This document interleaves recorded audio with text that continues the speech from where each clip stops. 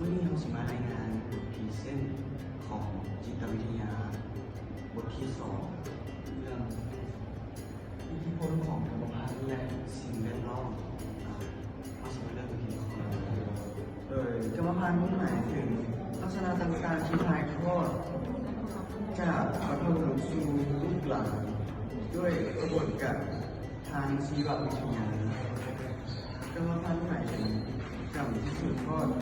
เนื่องมาจากพันธุ์จากเชื้อสายพันธุ์ของตัวเองหรือกรรมพันธุ์หมายถึงการถ่ายทอดลักษณะต่างๆพ่อแม่ที่มีลักษณะเด่นแล้วแต่คนไทยทอดให้ลูกหลานแนวนั้นสรุปรวมกรรมพันธุ์หมายถึงลักษณะต่างๆที่ถ่ายทอดออกมาจากบรรพบุรุษเชื้อสายจากปู่ย่าตายายพ่อแม่ที่มีลักษณะเด่นแล้วแต่คนไทยทอดให้แก่ลูกหลานเหล่านั้นลักษณะต่างๆหรือเรานั้นมีคุณสมบัติติดตัวมาตั้งแต่เกิดว่าอาจเปลี่ยนแปลงได้โดยเข้าใจสบายดีข้าพเจ้าชื่อว่าอาชีพว่าเป็นนักศึกษาปีที่1วันนี้ข้าพเจ้าคิดกิจกรรมเกี่ยวกับข้อ1.2.2หมายถึงโครโมโซมของมนุษย์และการจำลองเพศโครโมโซมเป็นสิ่งที่อยู่ในภายในนิวเคลียร์และนิวเคลียร์นี่เม็ดเป็นเม็ดกลมๆที่อยู่ในเซลล์ผิวหนังของร่างกายโดยเพื่อนแยกโครโมโซมออกเป็น2ชนิดคือออโตโซมและโครโมโซมเพศซึ่งผู้ชายนี่จะมีโครโมโซมแมน 44XY และผู้หญิงจะมีโครโมโซม 44XX ข้อต่อไปการเกิดรูปแบบนั้นปรากฏการที่ถึงท้ายที่เกิดขึ้นในยากเราได้ว่าฝาแฝดเป็นการเกิดที่ผืนผ้าแมนผิดปกตินักจิตวิทยาให้ความสนใจศึกษาลักษณะต่างๆของฝาแฝดเพราะว่าฝาแฝดมีความใกล้เคียงเกี่ยวกับกรรมพันธุ์แบบพี่น้องและครอบครัวเดียวกันฝาแฝดแท้หรือฝาแฝดไข่เนื้อเดียวกันฝาแฝดชนิดนี้เกิดจากจะมีลักษณะหน้าตาคล้ายคือกันและเกิดจากไข่เนื้อเดียวกันซึ่งจะพบเห็นได้ว่าแมนฝาแฝดที่เกิดจากแฝดอินทรีย์และแฝดสยามข้อ2ฝาแฝดเทียมหรือแฝดไข่คนละหน่วยซึ่งเอื้นมาฝาแฝดแบบพี่น้องเนื่องจากลักษณะของฝาแฝดแบบนี้จะมีองค์ประกอบทางกรรมพันธุ์ต่างๆเพราะเกิดจากไข่สเปิร์มคนละเซลล์หรือต่างกันซึ่งฝาแฝดนี้จะมีรูปร่างลักษณะหน้าตาแตกต่างกันตลอดจนมีหมวดเลือดคล้ายคลึงกันและแตกต่างกันออกใจสิ่งแบบนี้เราสมศักดิ์จะมาไอ้หมายต่อคน1.2.3ที่บนมีตัวบุคคลมีความผิดปกติของโครโมโซมซึ่งเกิดจากความผิดปกติของร่างกายที่พบได้หลายในกรณีอาจเป็นเพราะโครโมโซมขาดหรือหลายจุดเช่นให้ผิดปกติซึ่งเช่นให้เกิดพยาธิทางกรรมพันธุ์ที่มีความเกี่ยวข้องกับความผิดปกติของโครโมโซมคือ1ดาวน์ซินโดรมผู้ที่เป็นดาวน์ซินโดรมจะมีโครโมโซม47โครโมโซมเนื่องจากโครโมโซมผู้ที่สเวกเกิดมา1แห่งความผิดปกตินี้เรียกว่าโมโคลิซึมมีลักษณะเด่นคือมีสติปัญญาตามมีสูงมีเส้นลายมีค่าบางคนมีความผิดปกติเป็นพยาธิหัวใจมันได้กับ2บาโดซินโดรมมีโครโมโซม47โครโมโซมผู้24หรือ25เกิดมา1แห่งลักษณะแสดงออกสมองมีการซ่าหูหนวกมีด่านโบมีนิ้วมือนิ้วตีนเกิดส่วนหลายไอ้น้อยดีเป็นพยาธินี้จะเสียชีวิตหลังจาก3 เดือนเมื่อมามีความผิดปกติจากทางกายอย่างรุนแรง3 Advanced Syndrome มีโครโมโซม47โครโมโซมโดยผู้ที่18เกิดมา1แห่งมีลักษณะปัญญาอ่อนหัวน้อยกล้ามเนื้อมีความผิดปกติภายในเส้นหัวใจหรือหมากไขหลังทำได้กับนี้ขอบคุณ ไปดีแล้วน้องเซรัฐพรเนาะสิมาต่อข้อ1.2.3เนาะข้อไข่เนาะความผิดปกติของโครโมโซมเพศเนาะเทอร์เนอร์ซินโดรมเนาะมีโครโมโซม45โครโมโซมเนาะเนื่องจากการขาดหายไปของโครโมโซม X 1แท่งคือ44+10เนาะลักษณะเพศหญิงลำคอเป็นแผ่นกว้างและมีความผิดปกติของอวัยวะสืบพันธุ์เนาะโครซินโดรมเนาะมีโครโมโซมจำนวน47โครโมโซม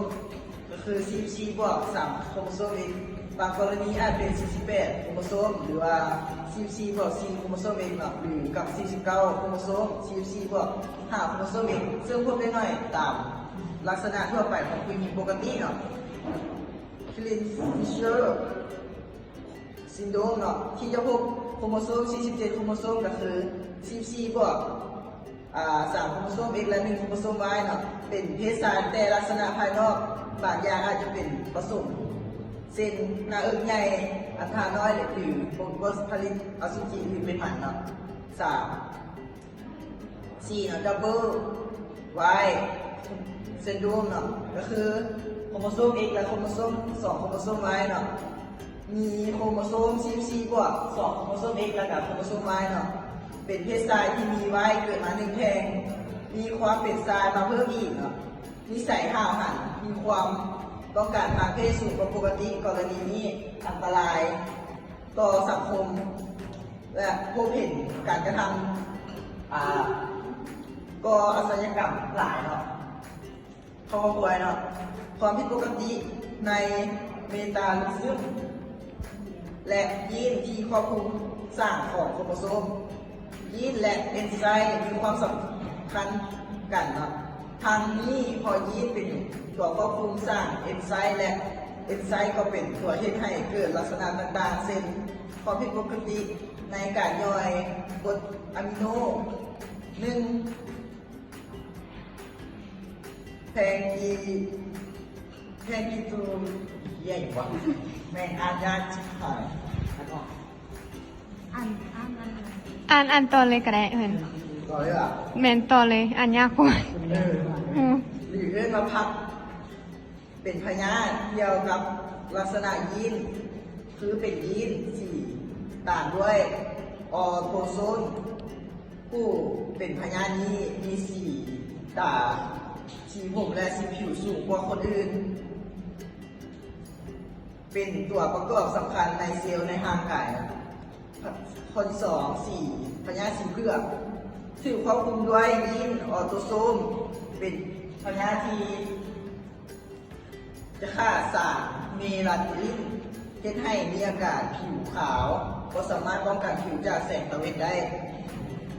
3. แอนแคปโตนยูเรียถือควบคุมด้วยยีนด้วยออโตโซนซึ่งก็สามารถสร้างเอนไซม์และย่อยอาหารเพื่อให้มีการสะสมในสารในหลอดเลือดซึ่งจะมีปัสสาวะสีดำและมีอาการเจ็บปวดตามข้อมือ 4. พยาธิซิกเซลอะมีเนียเกิดจากยีนด้วยออโตโซนซึ่งมีอาการเป็นเลือดแดงบ่สมบูรณ์ผู้เป็นพยาธินี้จะมีเลือดจากเห็นได้ว่าผู้มีอาการของพยาธิที่เกิดจากความบกพร่องของยีนและโครโมโซมส่งผลต่อลักษณะภายนอกซึ่งการลดพองเหล่านี้บุคคลจะสามารถดำรงชีวิตในประจำวันได้ใจ สบายดีน้องชื่อมาริสาน้องมาต้องข้อที่2สิ่งแวดล้อมกับพฤติกรรม2.1อิทธิพลของสิ่งแวดล้อมที่มีต่อบุคคลสิ่งแวดล้อมหมายถึงสิ่งทุกอย่างที่อยู่รอบตัวเพิ่งสิ่งที่มีชีวิตและบ่มีชีวิตคือได้ว่าสิ่งแวดล้อมมีอิทธิพลต่อบุคคลเป็นตัวการล่อหลอกที่สร้างความคิดความรู้สึกและการกระทำสามารถแบ่งออกเป็น3ด้านสิ่งแวดล้อมทางด้านกายภาพ2สิ่งแวดล้อมทางด้านสังคมและ3สิ่งแวดล้อมทางด้านวัฒนธรรมขอบใจ สบายดีน้องมีชื่อว่าวันนี้น้องจะมานำเสนอเกี่ยวกับสิ่งแวดล้อมขณะกำลังเกิดเน้นจะเน้นไปที่ขบวนการที่เกี่ยวข้องกับการเกิดเพราะว่าจะเป็นการเกิดวิธีใดการเกิดการขาดออกซิเจนน้ำหนักต่ำกว่าเกณฑ์และการเกิดก่อนกำหนดมีดังนี้ 1. วิธีการเกิดมีหลายวิธีแต่การเกิดโดยวิธีธรรมชาติจะได้ผลที่ดีที่สุด และ 2. การเกิดการขาดออกซิเจนจะเป็นสภาพที่ได้รับออกซิเจนบ่เพียงพอในระหว่างการเกิดออกซิยังหนึ่งเองจะมีผลต่อการทำลายสมองของเด็กซึ่งจะเห็นให้เด็กมีการเสียชีวิตได้และ 3. การขาดน้ำหนักต่ำกว่าเกณฑ์และ 3. น้ำหนักเด็กต่ำกว่าเกณฑ์กว่าปกติเด็กบางคนเกิดโดยครบกำหนดแต่มีขนาดน้อยกว่าปกติเกิดมาและมีน้ำหนักเด็กต่ำกว่าเกณฑ์กว่าปกติเด็กบางคนเกิดโดยครบกำหนดแต่มีขนาดน้อยกว่าปกติถ้าเด็กเหล่านี้มีน้ำหนักน้อยกว่า 2,500 กรัมโดยมีเด็กประมาณ 7.5% ที่เกิดมาและมีน้ำหนักทำอิฐต่ำซึ่งมีค่าเอียงเปอร์เซ็นต์และจะเพิ่มขึ้นอย่างต่อเนื่อง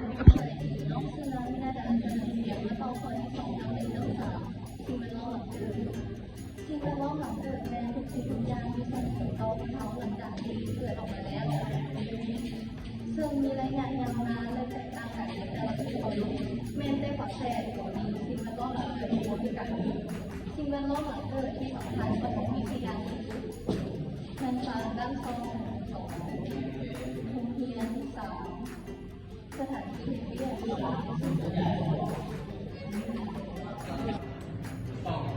รจัดการซึ่งเป็นรอบว่าเราจะเกิดพัฒนาการในการมีลูกแต่ละครั้ง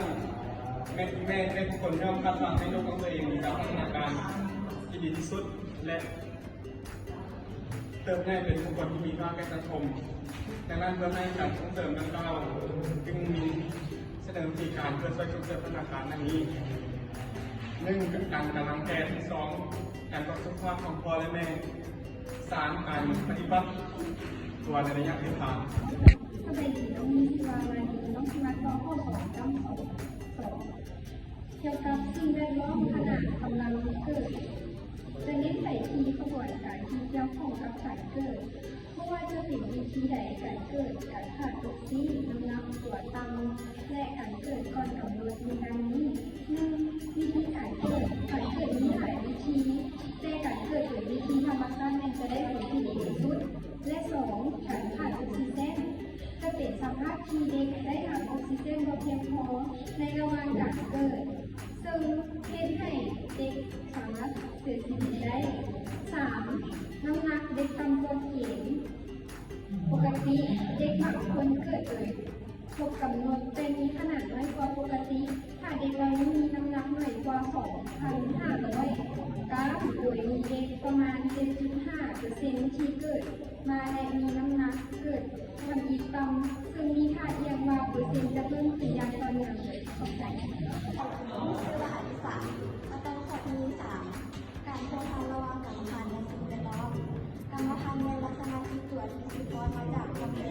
กำหนดลักษณะพื้นฐานเช่นรูปร่างสีผลความสามารถบางอย่างกรรมพันธุ์เป็นองค์ประกอบที่มีตัวและที่ให้สัตว์พืชแตกต่างกันสิ่งแวดล้อมเช่นอาหารอากาศอุณหภูมิสถานที่มีผลต่อการเติบโตและการดำรงชีวิตของสัตว์พืชสิ่งแวดล้อมสามารถช่วยหรือขัดขวางการทำงานของกรรมพันธุ์ สวัสดีนะน้องศิวรัตน์พรสินจันโทนี่สิมาสรุปสั้นเนาะกรรมพันธุ์กำหนดพื้นฐานสิ่งแวดล้อม